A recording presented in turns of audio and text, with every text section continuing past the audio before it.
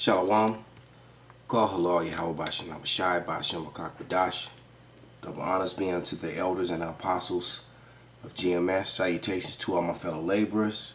The confusion of faith brothers joined into our ranks. To the Akwaf that are listening and learning. Once again, to those brothers who do this work in truth and sincerity, risking their lives and their freedom to do so, now more so than ever. This is your brother Malcolm from the branch of GMS here in Chicago.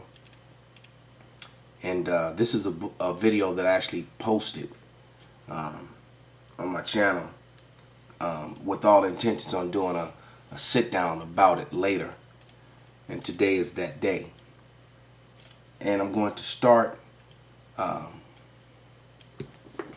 with the page from Blacks in Antiquity by Frank Snowden Jr. Alright, if I can find that. But he made a very important statement about the importance of art. And here it is. It's in on page 22. And it reads, I'll read it through the camera. Alright? But it reads, art in some respects, more valuable than literature as a source of information for an anthropological data because it tells much that the text does not. About the amount of pragmatism or total absence and the extent of platyrny and lip eversion, facial proportions, and form of hair. Alright? So basically, what he said with a bunch of fancy words is that art tells you the story that the written word will lie about, and the so-called white man, the red Hebrew Edomite, has lied his way into power and covered up history, facts. All right, and now to revealing of his lies, they call it hate. Telling the truth now is hate here in America. It just simply is. And what's going on is that the truth is coming out into the world for the first time, and they just don't like it. They being the red Hebrew Edomites. This is 2nd Ezra, the 6th chapter, verse 27, and it reads, "For evil shall be put out, and deceit shall be quenched. And as for faith, it shall flourish." That's why you see so many people claiming their Israelite heritage. And so, and you got Edomites, red Hebrew Edomites, by the hundreds, maybe even by the thousands, proclaiming and professing that yes, it's true. We really are the so-called Latino, Native American, and the Negroes are indeed the Hebrew Israelites of the Bible that the Bible speaks of. And as for faith, it shall flourish, corruption shall be overcome, and the truth which have been so long without fruit shall be declared. And see, Esau's own racism and hatred is backfiring on him, and pointing that out is now viewed as hate. So without any further ado, let's let Psalm 64:8 happen. As a matter of fact, let's read it first. This is Psalm 64:8. "So they shall make their own tongue to fall upon themselves. All that see them shall flee away." And the world is fleeing away from them, away from Christianity, away from their ways of life, including even their own people. That's why you got so many Edomites trying to go off grid. Man may neither be burned nor a dead man may neither be burned nor buried within the walls of the city. Such was the decree of Roman law between the 2nd and 4th century AD. This strict rule about how corpses were to be disposed of was imposed on all residents of Rome. Most Romans were pagan and preferred to be cremated. Their ashes were stored in small urns above ground. But the ancient Christians and Jews of Rome insisted on burial of their dead. Wealthy citizens had lined the roads just outside the city with family tombs. These tombs were called catacombas, which is Greek for "at the hollows." The name came from the natural hollow spaces that lined the Via Appia, one of the ancient roads that led to and from Rome. Into these hollow spaces, the first Christian cemetery was built above ground. It is from these early catacombas that the catacombs of Rome evolved. More clues about these early practices come from nearby paintings. The paintings in the catacombs give us some of our best clues to what early Christian practice really was. And you have pictures of mixed groups of people sitting around tables, drinking wine, and eating bread. And this was a very touchingly simple kind of a ceremony. Scholars believe that this simple communal meal of the early Christians freely adopted Greek and Roman symbols and mythology for inspiration in the catacombs. Many walls depict Hercules, the great mythological hero who was famous for his courage and strength. Here, Hercules is killing the multi-headed Hydra of Lerna, which could grow 2 new heads for each one it lost. Of the Good Shepherd. The Good Shepherd can be understood in a sense as an image of Christ that reflects if he described himself as the Good Shepherd. And the use of the Good Shepherd in the Christian catacomb is a way of depicting Christ without actually portraying him. For example, Jonah, in the 3 basic things, he sees the whale, he gets swallowed by it, and then he's spit out into the ocean. That's a very common scene, and it is, of course, a clear reference to the biblical story of Daniel in the lion's den is represented by a nude person standing between 2 lions. The ancient Christians believe Daniel conquered this danger with prayer. Symbolic painted figures. This tomb is called the Crypt of the Coopers, so named because these ancient coopers, or barrel makers, were entombed behind a painting that depicts a group of men posed with one of their barrels.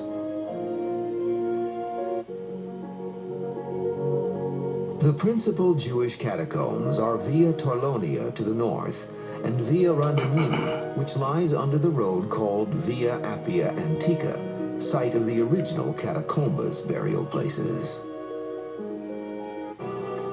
Walls also depict the image of sailors buried here. Perhaps these hardy souls manned the vessel. Moses figures very highly in the Jewish non-Christian catacombs.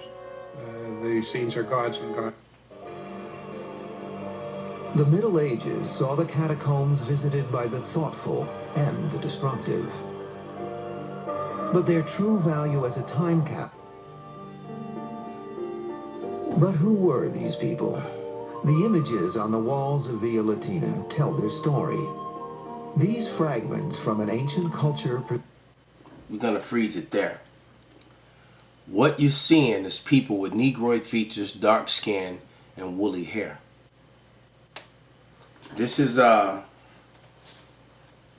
page 86 of Negroes and of Sex and Race, and here's the book, Sex and Race. All right, by J.A. Rogers, and this book is a wealth of information. And what I love about these old books is, once again, at the bottom, it gives you the books and the places, the authors, and the things where they came from. So a lot of information from this book came from Prehistoric Man, Volume 1, page 369 to 370, London, 1876. And then here's the other one. Okay? Amazing Facts About the Negro, 18th edition, New York, revised 1940. So that means that they kept revising and lying about it. But Negroes in ancient Rome and Carthage. And when you were looking in that catacomb, what they were calling Christians and Jews were Negroes. Point blank, period. It's right on the screen in front of you, man. All right?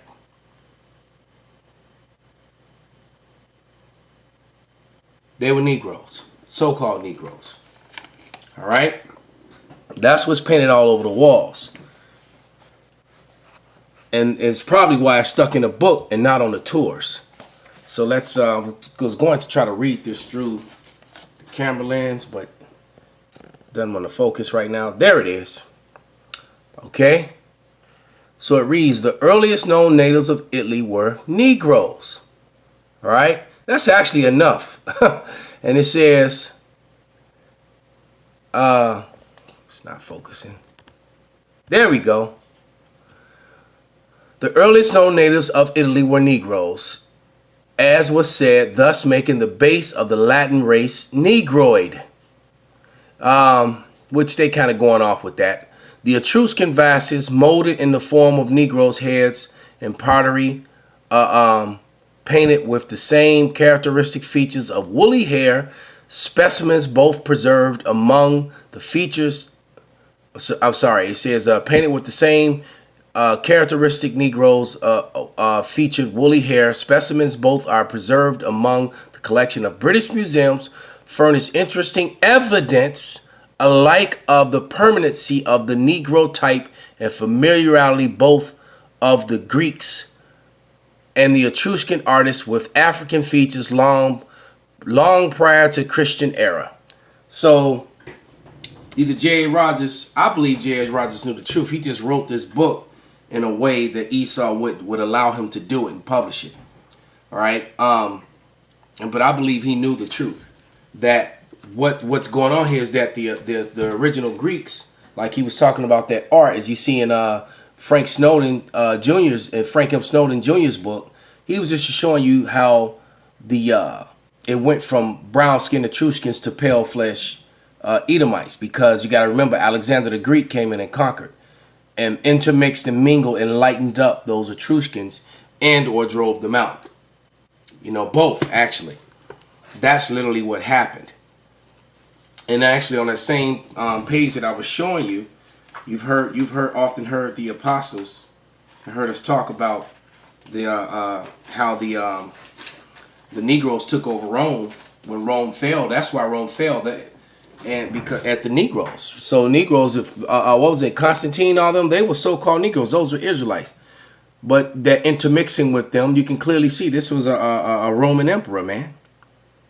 All right, a young Roman emperor. And after Persinius Niger, you know, took over, as you see, it says some of the most illustrious Romans bore the surname Niger or Negro. Persinius Niger, one of the greatest emperors, sister of Caesar Augustus to Greece, when she went there to try to win back her husband, Mark Antony, from Cleopatra. A later nigger was Henry III, Emperor of the Holy Roman Empire, 1017 to 56 AD. Who, so, you know, the Jake had taken over, man. As simple as that. Jake was taken over. And as a matter of fact, we can get the last scripture of Acts, the 13th chapter, verse 1. Because we've been looking at images of the Christians in the catacombs. And in Acts 11 and 26, it tells you that the disciples were first called Christians in Rome, in Italy. In Antioch, Salakia. And Antioch was what? Was a city in Greece. All right? And where's Rome at? In Greece. Let's find that first. Acts 11 and 26.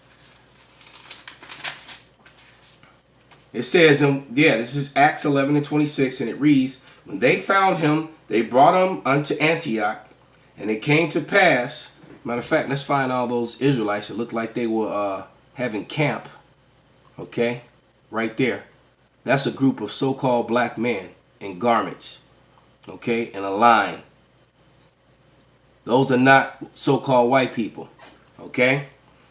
And it says,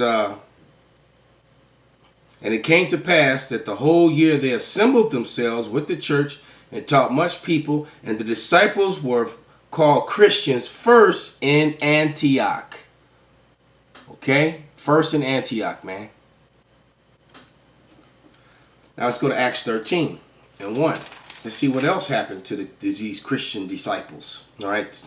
It says, now there were in the church that was in Antioch certain prophets and teachers, as Barnabas and Simeon, and they were called Niger, and Lucius of Cyrene, and Manaen, which had been brought up with Herod the Tetrarch and Saul. All right, so you know that word that in Latin they say Niger, but it's actually and pronounced nigger.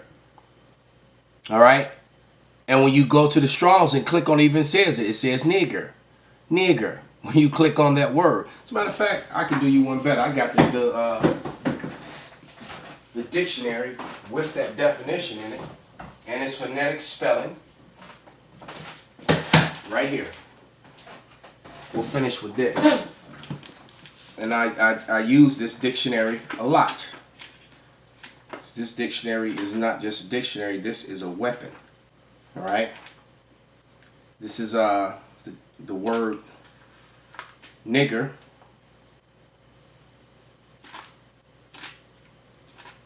What's written in Acts 13 chapter spelt out phonetically for you in the dictionary. So let's find it. And here it is.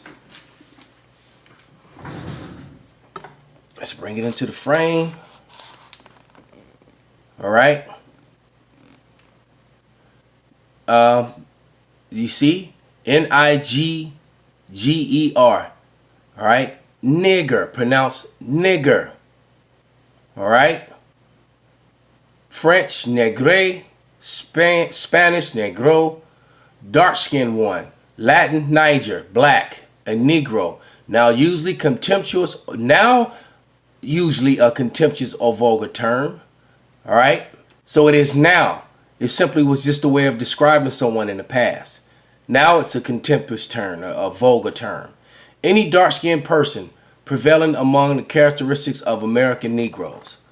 All right. And then they specifically pointed out American Negroes. Why? Because they know that those were the niggers, the same ones on this picture here. The ancient Christians. As a matter of fact, if you look at this one, how it's been kind of distorted right there, where the arrow is on, you can clearly see this big fro, this face right here, and those so-called Negroid features were very clear on this one.